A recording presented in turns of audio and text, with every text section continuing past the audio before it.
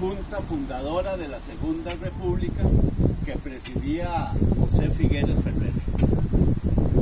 Quiero traer hoy unas palabras de Manuel Mora Valverde, benemérito de la patria, el gran luchador revolucionario que junto a su partido y todo el pueblo en las calles fue uno de los grandes gestores de la reforma social de la década de los 40 del siglo XX, que significó una verdadera revolución social y transformó el Estado costarricense, como muy bien quedó demostrado en un libro que hizo el compañero Germán Chacón sobre el pensamiento político de Manuel.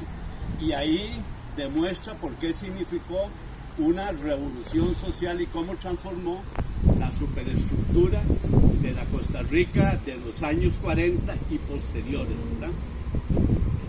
En un discurso del 27 de agosto de 1947, en un homenaje que su partido le hizo con ocasión de cumplir años, a escasos 6 meses del estallido de la Guerra Civil de 1948, antes, expresó lo siguiente: nunca había sido tan odiado nuestro partido como lo es hoy, en 1947.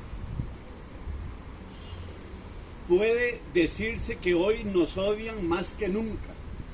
¿Por qué nos odian? Porque hemos aprendido a luchar. Con nuestra experiencia hemos logrado demostrarle al pueblo que no es traición la maniobra cuando no busca ni obtiene ventajas personales, sino derechos para los componentes del pueblo. Hemos hecho alianzas y de esas alianzas lo que ha quedado son conquistas que el pueblo toca en todos los momentos, en todos los minutos de su vida. Ahí está la caja del seguro, están las pensiones, todas las conquistas sociales son tangibles, el pueblo las toca, las vive cada día. Y hoy estamos más bien defendiendo esas grandes conquistas del año 40, cuando deberíamos estarlas perfeccionando y ampliando. Pero el enemigo no deja de luchar por dañar toda esa institucionalidad que costó tanto, que costó incluso una guerra civil para mantenerla. Se refería a las garantías sociales, al Código de Trabajo, al Seguro Social, la Ley de Casas Baratas, la UCR, la creación del impuesto de la renta, el Consejo Nacional de Producción y muchas otras leyes. Constatar que había odio en el ambiente era doloroso. Un ambiente envenenado por una propaganda que no razona, que solo ataca, divide y polariza. Algo parecidito estamos viviendo. Explicaba también que en ningún momento los pueblos cambian las condiciones de vida sin crear un ambiente de lucha. Y abro comillas, que es un choque de odios, generalmente de odios de los poderosos que están por sobre las cabezas del pueblo. Así reaccionaron contra el impuesto de la renta. Cierro comillas, palabras de Manuel. Y abro comillas nuevamente, si en Costa Rica no hubiera un partido del pueblo, un movimiento sindical organizado y las gentes estuvieran sin dirección ni orientación, no habría odio en el ambiente, no habría sensación de pelea en el seno de las gentes, pero estamos viviendo una gran revolución en todo sentido, que es el cambio, el quebrantamiento de intereses creados, la creación de instituciones nuevas y la marcha hacia la justicia social, concluía Manuel. Expongo esto, ¿para qué?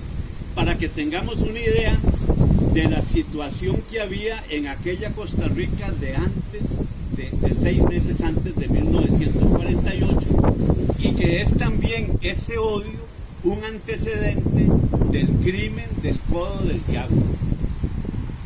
Ese asesinato fue uno de los golpes más dolorosos e injustificados al iniciarse el periodo de persecución contra las fuerzas que tuvieron como norte la defensa de las garantías sociales. Fue un crimen de Estado que tenía por objeto sembrar el terror entre las fuerzas comunistas y calderonistas que fueron derrotadas políticamente en el 48, pero no militarmente, ¿verdad? Y ya ahí entraríamos a hablar sobre el pacto de Ocho Mogos y no es el momento.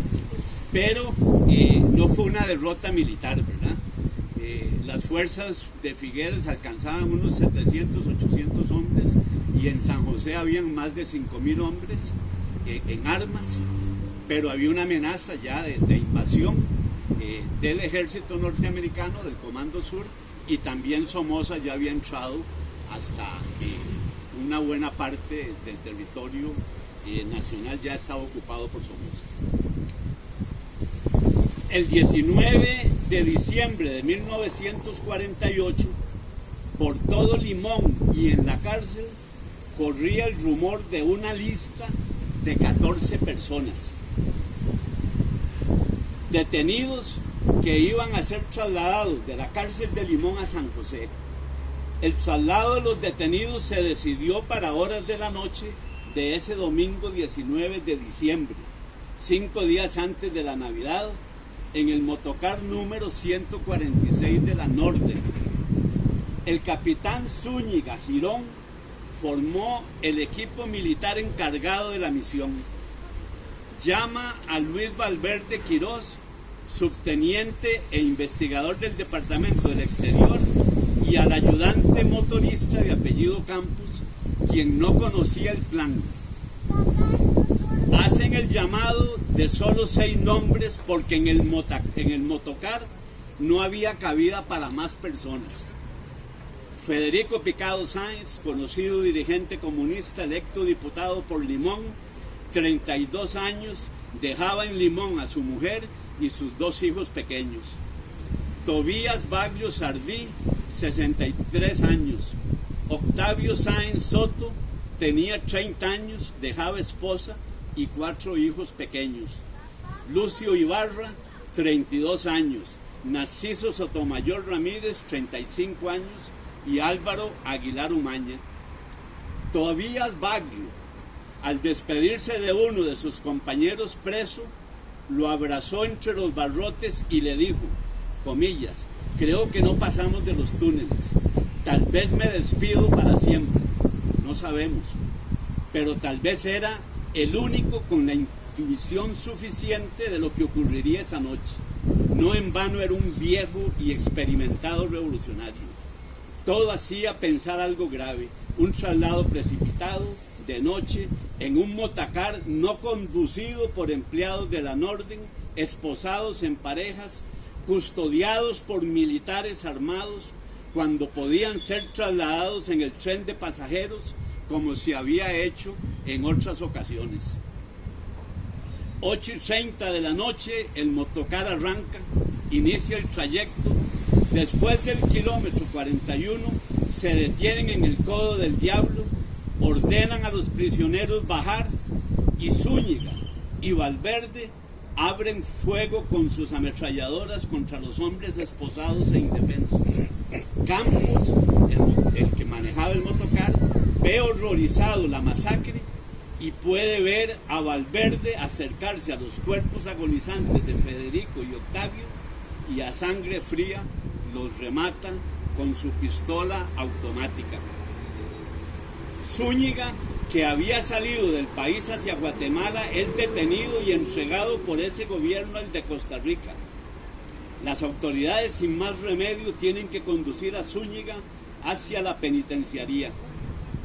Después de 2 meses y 16 días de fuga, el reo fingió un malestar y se le envió al Hospital San Juan de Dios con un guardián, a pie, como si fuese un recluso modelo que estaba por cumplir su condena. Al llegar al hospital, el guardián entró solo, porque su prisionero ahí tomó un taxi que lo llevó al aeropuerto. Valverde ya había desaparecido con destino a Venezuela.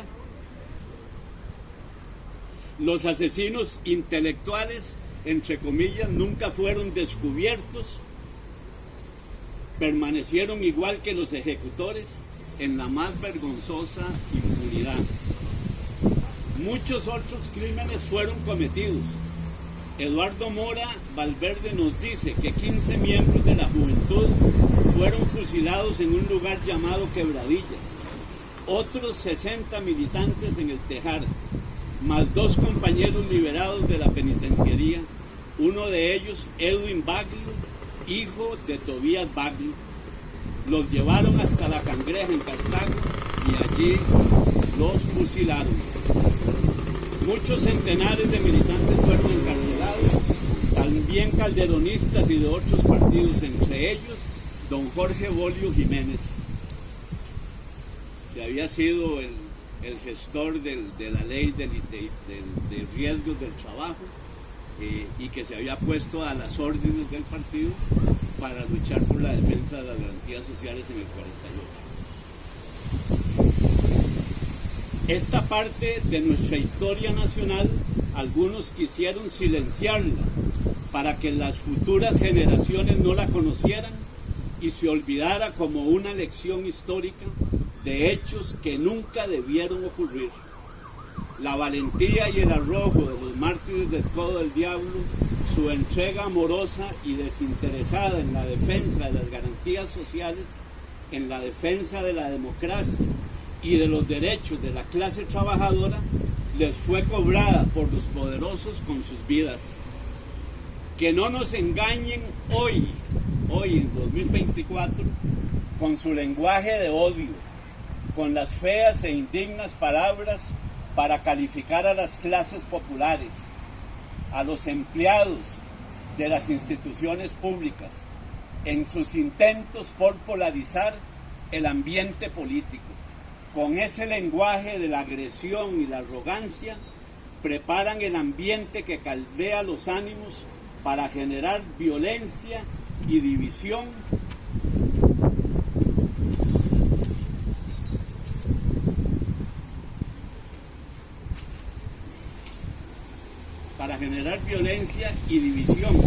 creen que eso les puede permitir imponerle a Costa Rica su proyecto autoritario y represivo para degradar nuestra democracia, nuestra institucionalidad y todas las conquistas populares.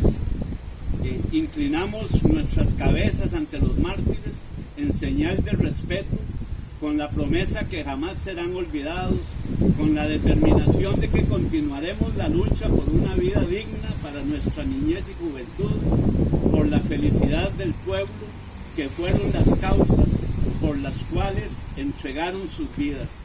Juramos seguir su ejemplo en la lucha por la democracia, la justicia social y el socialismo. Movimiento Popular Costarricense. ¡Vivan los mártires del Codo del Diablo! ¡Vivan! ¡Vivan!